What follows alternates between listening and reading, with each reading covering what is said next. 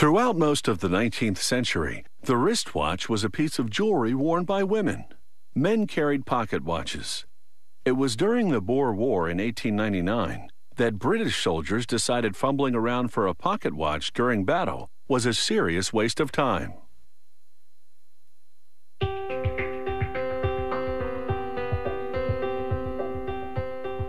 The tools of the trade haven't changed much since pocket watches ruled the day. In this Swiss workshop, the mechanisms are meticulously handcrafted, just like they were centuries ago. The watchmaker starts by polishing parts to a mirror finish. He mixes lavender and almond oils with a diamond paste. He extracts a part called the cage from its storage solution, sets it in the paste, and polishes it against a zinc block.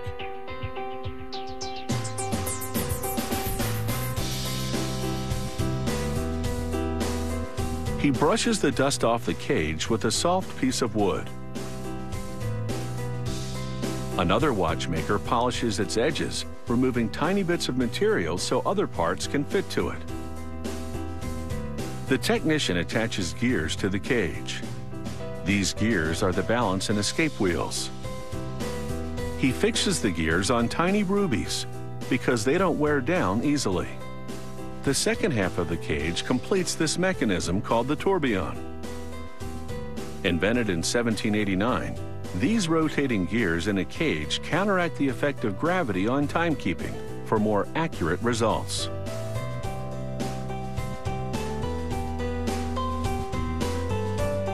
The watchmaker now magnifies the assembly and projects the image onto a screen to confirm that the gears and levers are interacting correctly. Next, he secures a wound-up spring in a barrel. This is the mainspring that powers the gears of the watch. He dips a pin in some grease and uses it to lubricate the spring. Then he caps the mainspring with a cover and tamps it down with a special tool. He carefully positions the barrel in its slot on the main plate.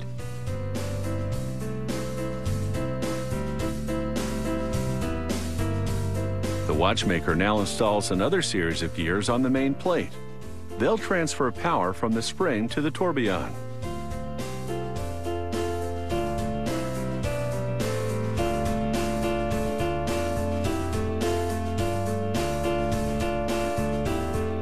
He attaches the bridge to the gears to act as a pivot as they turn.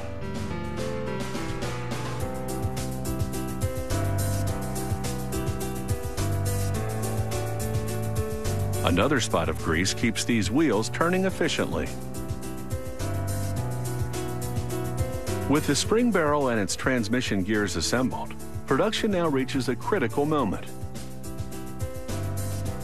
He places the mechanism in a holder that makes it easier to install the tourbillon.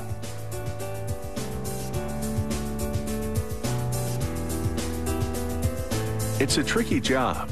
The cage must be precisely positioned for its gears to receive power from the spring. He now transfers the mechanism to another holder to insert the winding stem.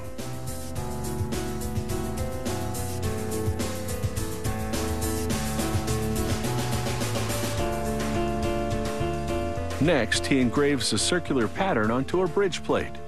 This high-end finish is called perlage.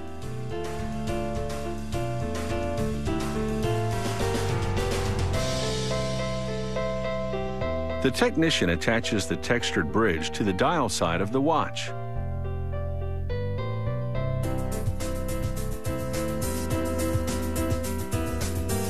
He assembles more gears and a numbered wheel to the bridge. These gears will provide the date information for this timepiece. Another bridge secures the gears that lead to the date wheel. He fastens it with tiny screws.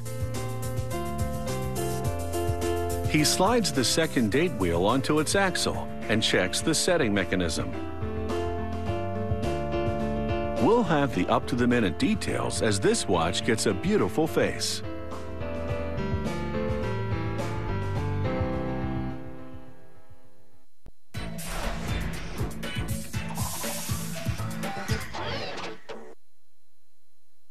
Even in the age of digital and electronic wristwatches, the mechanical watch has an appeal that's timeless.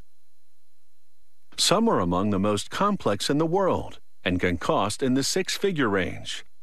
At that price, time is truly a luxury.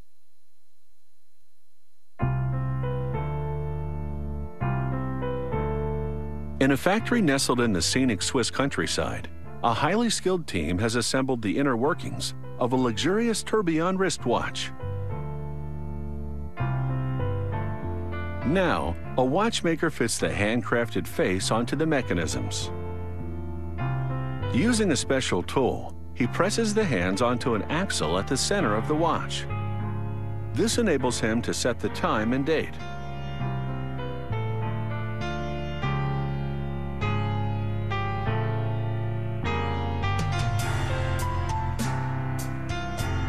The watch will be encased with 18-karat red gold bezels sealed against the elements with rubber rings.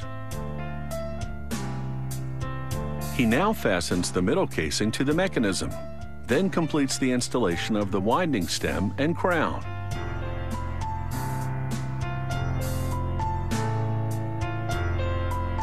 The watchmaker lubricates the bridge for the auto winding system, then engraves a parallel ribbed pattern onto it. This adds visual interest to the bridge, making this luxury watch look good inside and out.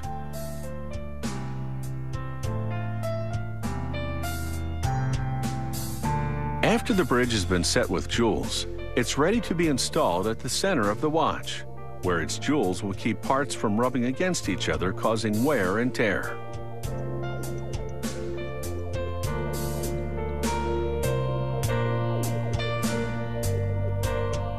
An artist now engraves the rotor that's to be attached to the bridge. It's this part that will automatically wind the watch.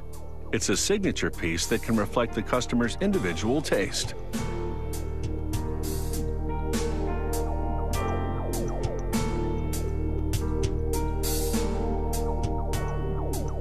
This stylish-looking rotor is now ready to be secured to the bridge. Once installed, even the slightest movement will cause this rotor to oscillate, and that action winds up the mainspring of the watch.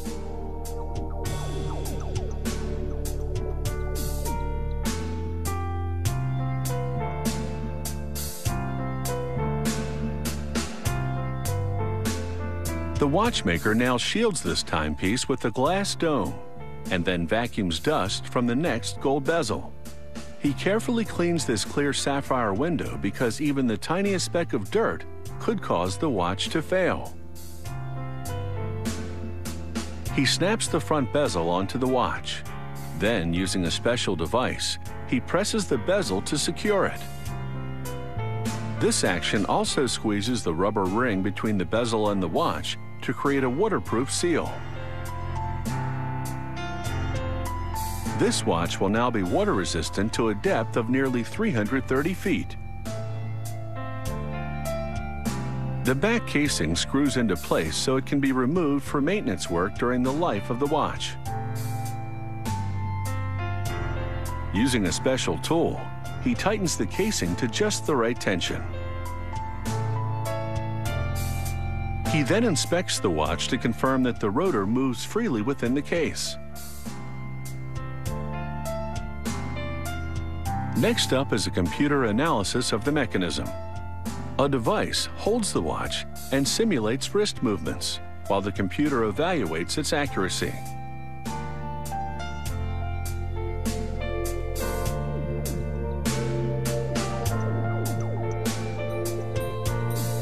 That's the sound of a minute repeater, which is a feature on some models. When triggered, it chimes the time. And now this watch takes the plunge into a container of water. If bubbles appear, it would signify a leak, but there are none, so this watch is waterproof. This incredible watch will set you back $150,000, but it will be an heirloom piece that stands the test of time.